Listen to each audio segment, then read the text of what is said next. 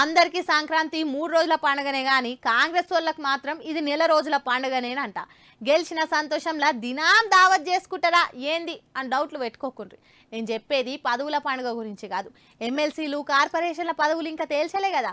అయితే దావోస్కు పోయే ముందు సీఎం సారు ఇవన్నీ ఫైనల్ చేసి ఫైల్ హైకమాండ్ దగ్గరికి పంపిందట. జోడో యాత్ర షురూ కాకముందే ఈ ఫైల్ మీద దస్కత్ కూడా అయ్యిందనే గుసగుసలు వినిపిస్తున్నాయి. మళ్ళా CM sir Davos tour complete చేసుకుని రాగానే కొత్త కొలువుల జాతర సాగేటట్లుంది. ఇప్పటికే ఎమ్మెల్సీ క్యాండిడేట్ల పేరు ఖాయం చేసి హైకమాండ్ దగ్గర పెట్టించిండంట. ఢిల్లీ పెద్దలు కూడా రేవంత్ చెప్పిన పేర్లైనా ఖాయం చేసి ఆశలు పెట్టుకున్న వాళ్ళ మనసులు గాయం కాకుండా చూస్తుందంట. ఇక ఎమ్మెల్యే కోటాల మహేష్ కుమార్, అద్దంకి దయాకర్ సార్ల పేర్లు కంప్లీట్ ఓకే అయినా అంట. అట్లనే గవర్నర్ కోటాల కోదండరాం సార్, జాఫర్, జావేద్లకు ఛాన్స్ ఇస్తారంట. ఇవి కాకుండా మైనార్టీ కోటాల షబ్బీర్ అలీ సార్, ఫిరోజ్ ఖాన్ పేర్లు కూడా ఖాయమైనాయని అంటుర్రు కాంగ్రెస్ వాళ్ళు.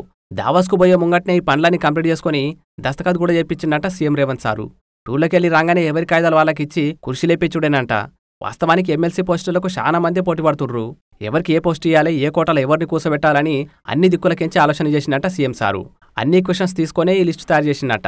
ఇలా ఎవరికైనా న్యాయం జరగకపోతే ముంగట మస్తుగుంటది, తొందరపడద్దని ముందు చెప్పి పెట్టిరు కూడా. అట్లనే కార్పొరేషన్ల పోస్టులు కూడా దాదాపు అన్ని ఖాయం చేసినట్ట సీఎం సారు. చూడాలి మరి ఎవరెవరికి ఏమేం పోస్టు దక్కుతుందో.